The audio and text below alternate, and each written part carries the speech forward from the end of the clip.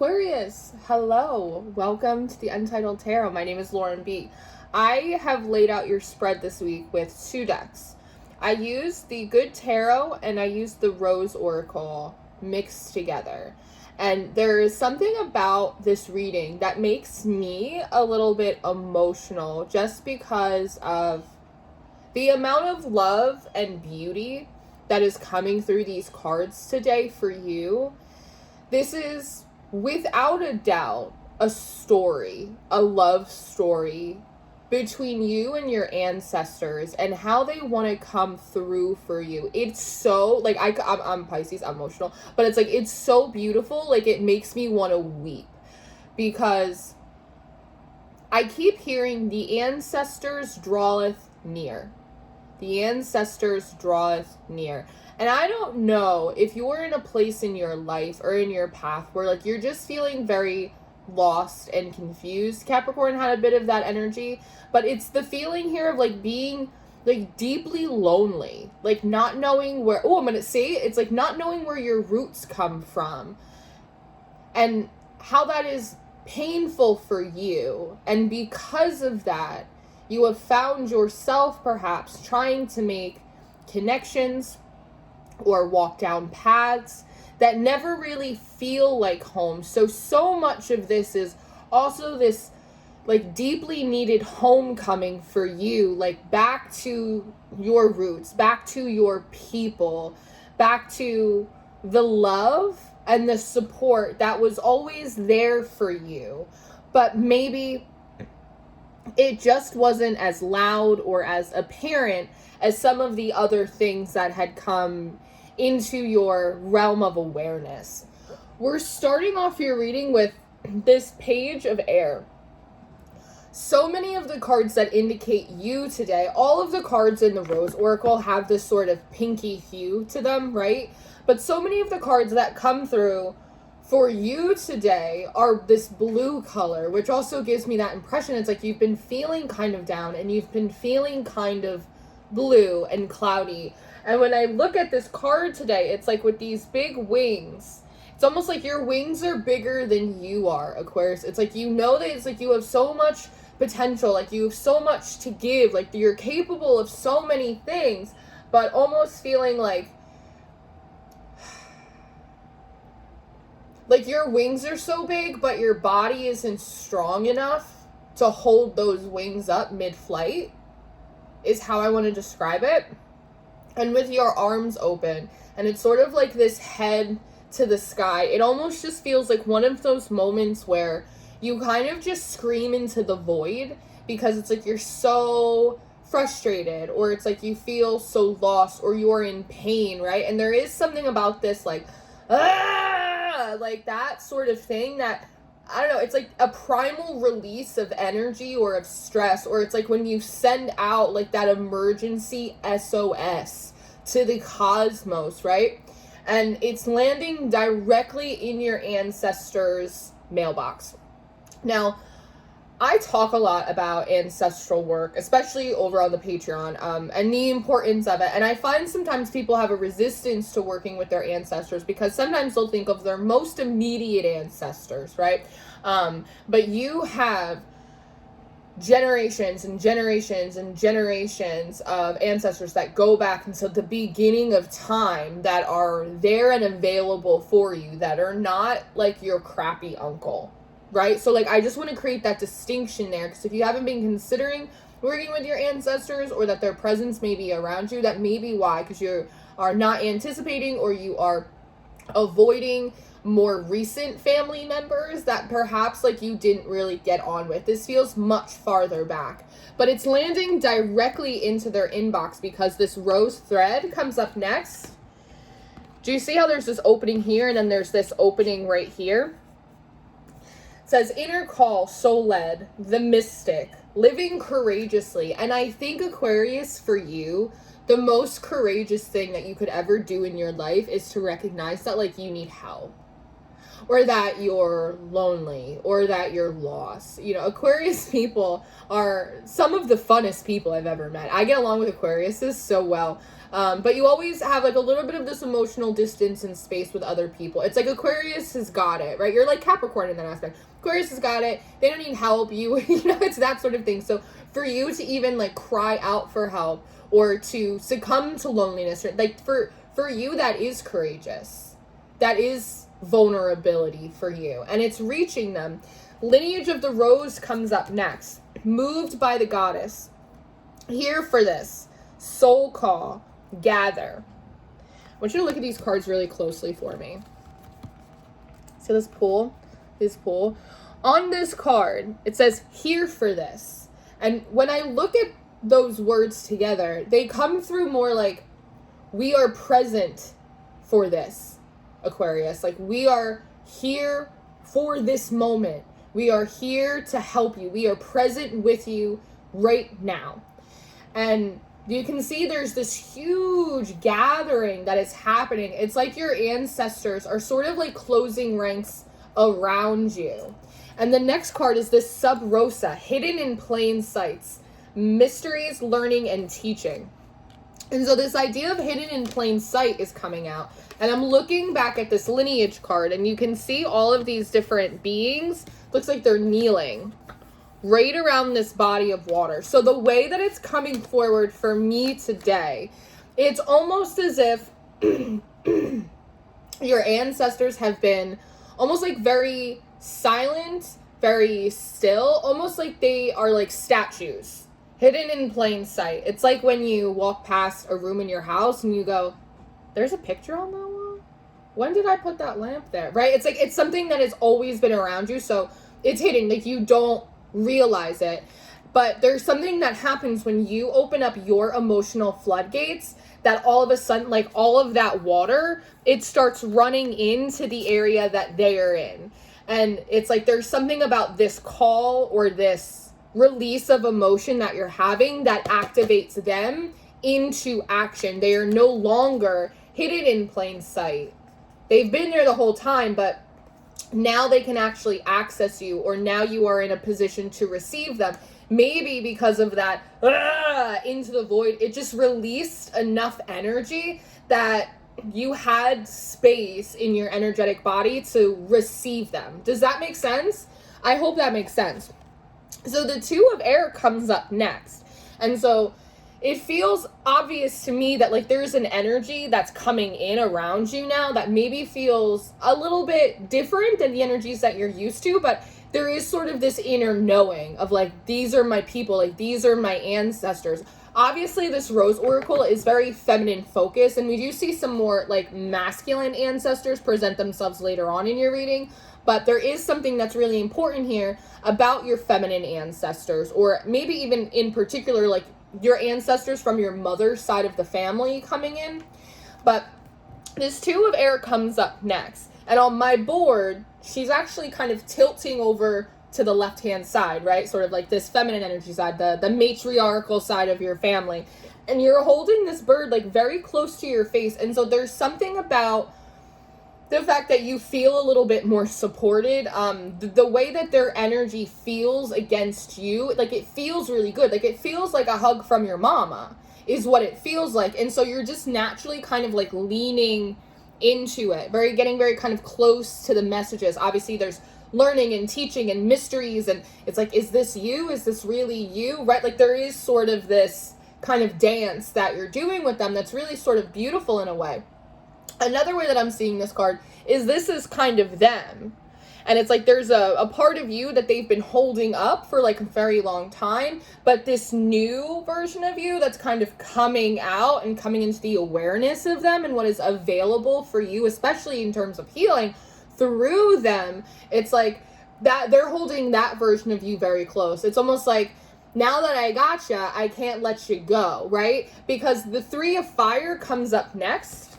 And so it's almost like they are having some kind of conversation with you, and then they're kind of sending you off. They're kind of sending you on a new journey. This feels a little bit different than what you were anticipating, but the Rose of Venus, alignment, flow, right relationship, harmony. There is a feeling of rectification here. Like this is a connection that you were meant to be aware of, or carry or contribute to, like, throughout your life. But the thing is, with dealing with your ancestors, especially as a white person, if you are a white person, but, you know, it's the effects of, not to get political, but it's the effects of, like, colonization and the whitewashing of people's cultures before they got to, you know, Western society, where everything had to be, like, really kind of bland or really kind of uniformed, and how that disconnects us from our ancient cultures. It connects us from our people. It disconnects us from our bloodlines and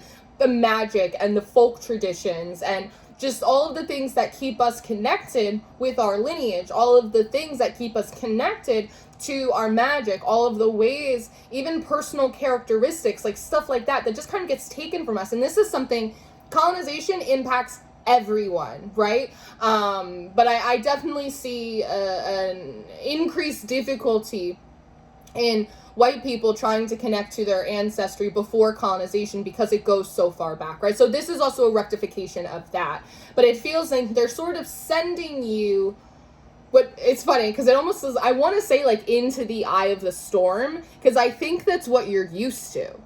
But they're actually not. They're sending you into the eye of a rose. Like, they're sending you in a direction. It's like they're right there with you. It's like they're the wind beneath your wings. It's like they're behind this little snail boat, like, kind of chugging you along into getting into, one, a new harmony and flow within yourself, but also coming into right relationship with them. Again, sometimes we have really fucking horrible family members and we don't want to deal with them, and nor should you. But we forget that there are really good members of our lineage that exist way before them, right? Way before the wheels started crushing everyone underneath it. And so this is kind of the rectification of that, coming into harmony and right relationship with your ancestors, that they are your first line of defense, that they in many ways are your primary caregivers in the spiritual world. It may not necessarily be your deities. It may not be the other spirit guides. It may not be pantheons. It's them.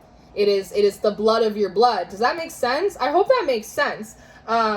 I think it's really beautiful. It's just coming together. Now, as you're kind of sailing and you feel nervous, it's like, oh no, am I moving into another tower moment? You're not. You're moving into the eye of a rose. Then as you get in there, this page of fire comes up next, which almost feels like this really beautiful, like, inner child energy when you're little, and it's like you dress up as a fireman or an astronaut or, you know, a pop star, and it's like you kind of create this beautiful, like, fantasy world for yourself, and you can adorn yourself, and you can play and imagine and be weird and just be, like, fully expressed, like, unapologetically, right? With crowning coming up next. Initiation, threshold, birth, rebirth, a seat at the table. And if you look at this card, there's a baby here, right? There are these hands and these arms receiving, catching the baby.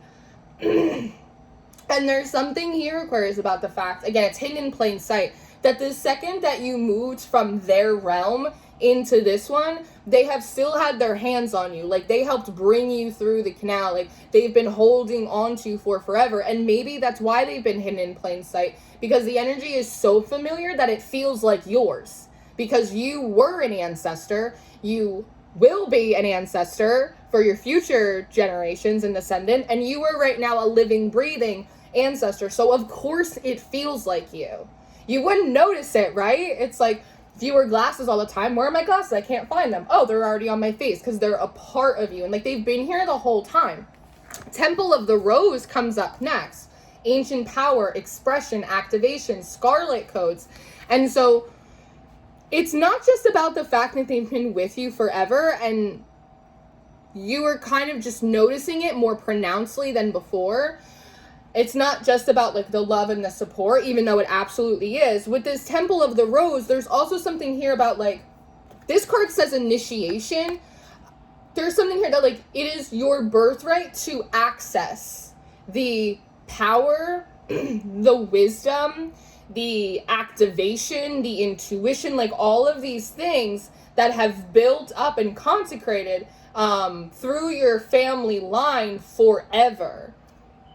Temple of the Rose. It's like a secret society, right? And if you look throughout history, like, so many different folk practices, which are not the same thing as witchcraft practices, but folk practices, oftentimes they were kept private within the family, right? There were certain things that were kind of uniform and you would see from county to county or from place to place, but each family had like their own like special razzle dazzle on it. And it's like, it is your birthright to be initiated, to be activated into this knowing, into this magic, into these specialties, into these gifts, into these skills. You came in with them, but again, it's just society, and it's just the way that the world has moved for such a long time that these things, they get stripped from us and we become blander and blander, and we start fitting into these uniform little boxes that society wants us to be in. It's like we lose our color. Like, there's something beautiful here about all of the color here. I've been learning all of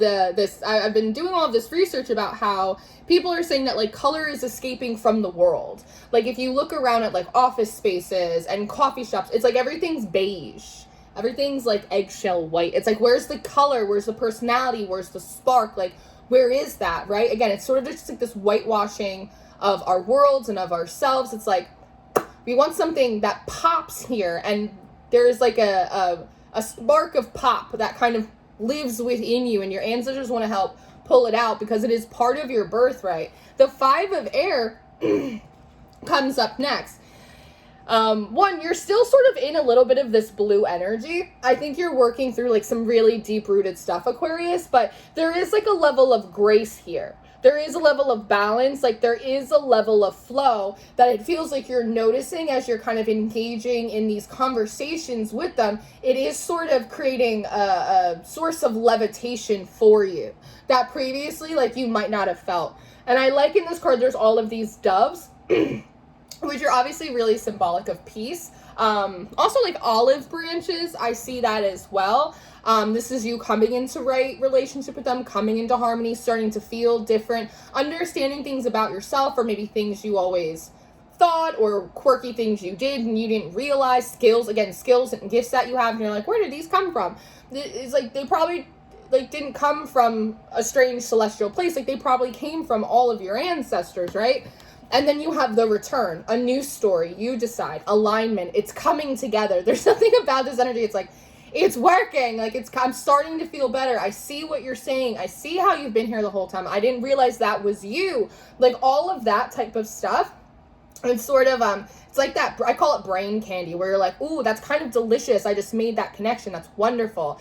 But I also love, you decide, a new story, alignment, like, sometimes in spiritual journeys, sometimes when you work within spiritual algorithms and systems and pantheons and deities and just like all of the stuff that I know we all like to do, right? It's like there are like these rules, these regulations. It's like there are these kind of steps that you have to follow, like, you know, and there's always this sort of, you know, or else kind of hanging above your head. But like, it's not like that with your ancestors necessarily. There's absolutely free choice. Or like, Aquarius, you could do whatever you want, babe. Like, we're here with you. We've always been here with you, whether, you know, you felt like beige or whether you felt like gold. Like, you get to decide. Like, you decide if you want to initiate into this. Like, you decide if you want to be in right relationship, right? Like, you decide if you want to reclaim these gifts and like put in the work in this area, right? It's like, you decide, Aquarius. Like, no one, we love you regardless. And I think sometimes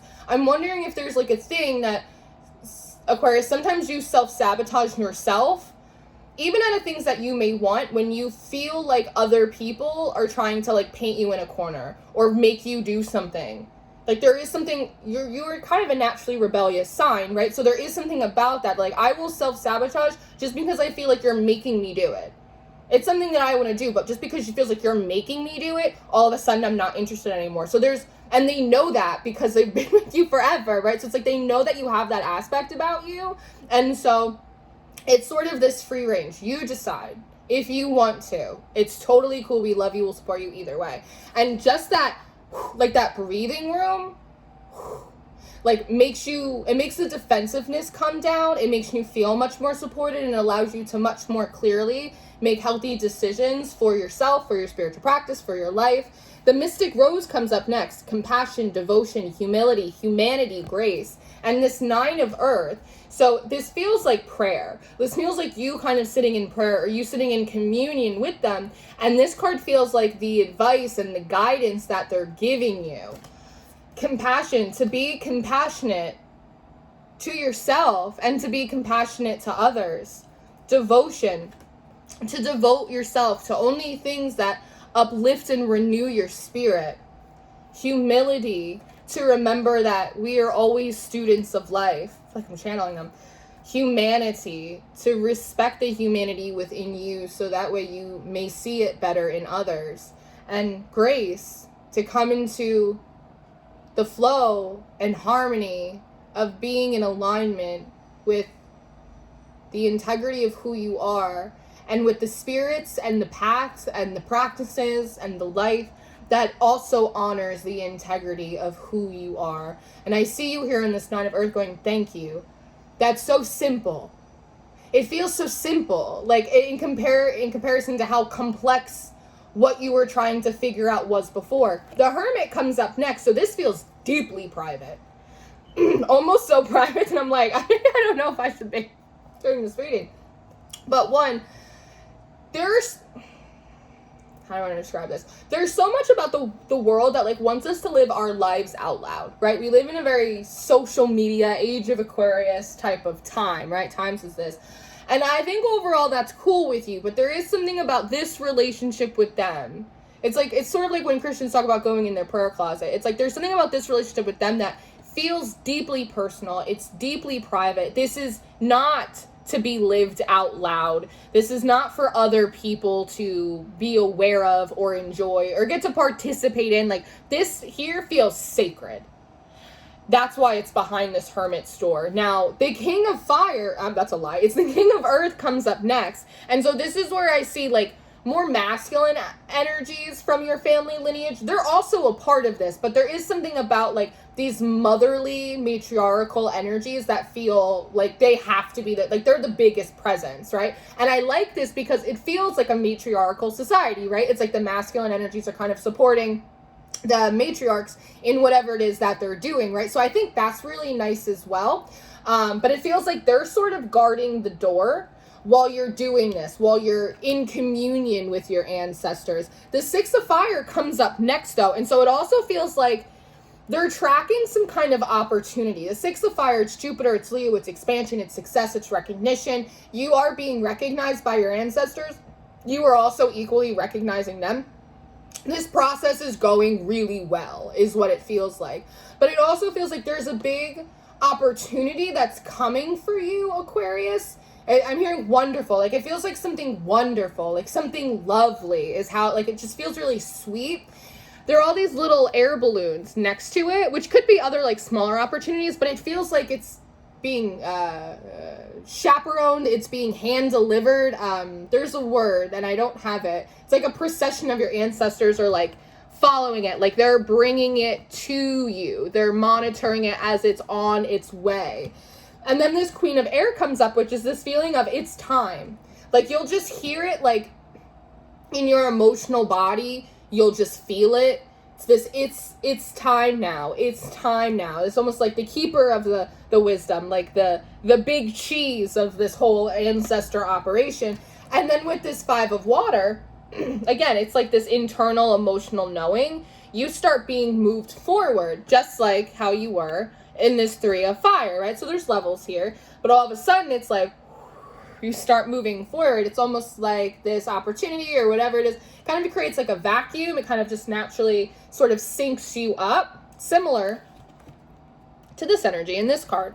And then we have Whispers of Mother Earth, creativity, ideas, inspiration, artist, writer, channel. This is so beautiful. There's also something coming through here about just because of the, industrialization. Like, I feel like this reading is so, like, unnecessarily, like, historical and political, but it's not, because these things are important that, like, maybe, you come from weavers or singers or bards or painters or healers or any of this stuff, and it's like they had to become accountants, and, like, ain't that some shit? Like, doesn't that suck? Like, like, it's, like, coming from, like, these master fishermen or these master craftsmen, and they had these and it's like, next thing you know, everyone is, like, a sales associate. Like, that's not how they want their gifts to be expressed. Like, that, does that make sense? And so, like, that's part of the initiation of reclaiming, you know, ancestral gifts and skills as well. And the last card in your reading is the Strength card, which I think is really beautiful because it is like the confidence to do this. You have new strength, you feel much more supported, but what sticks out is that the woman in this card isn't emoting. She's not saying anything, but the lion is. And so, Aquarius, if you've been feeling unseen, if you've been feeling as if you're not supported, if you've been feeling people don't understand you, if like you can't get yourself out there in the way that you want to, there is something here about like the lion speaks for you, Aquarius. The opportunity will speak for itself. The work that you are about to do, and it's not to say that you haven't been doing work, but the work that is going to be created and birthed out of you moving forward, it will speak for itself. That they will see you through your works. They will see you, the essence of your spirit and your beauty and your wisdom and your magic. And like, where did this come from? How did Aquarius obtain all of this? They will see it in what you create. They will see it in what you produce. It will not be two distinct things. They'll see that and go, that's Aquarius. And that's powerful and that's beautiful. And so it brings up this energy of you don't have to explain yourself to anyone. You don't have to prove yourself to anyone because this opportunity, it speaks for itself. Your talent, it speaks for itself. Your spirit, your wisdom, it speaks for yourself. And in that, your ancestors speak for themselves too. It's absolutely gorgeous. It's gorgeous. It makes you want to like weep. It's wild. So I'm gonna leave this here, Aquarius. I really hope that this was helpful for you. I really hope that like if you needed this today, that somehow, like, you found it. I hope that I find you, if this is you. And I hope that it lifts your spirits. I really do. And I hope I did right by the ancestors by bringing it forward for you. I love you so much. I'm in agreement with your ancestors about that. I am going to go do an extended reading if you're interested in that, or your monthly reading, personal sessions, anything like that. It's all linked down below for you. I love you so much. Keep going. I'll see you next time.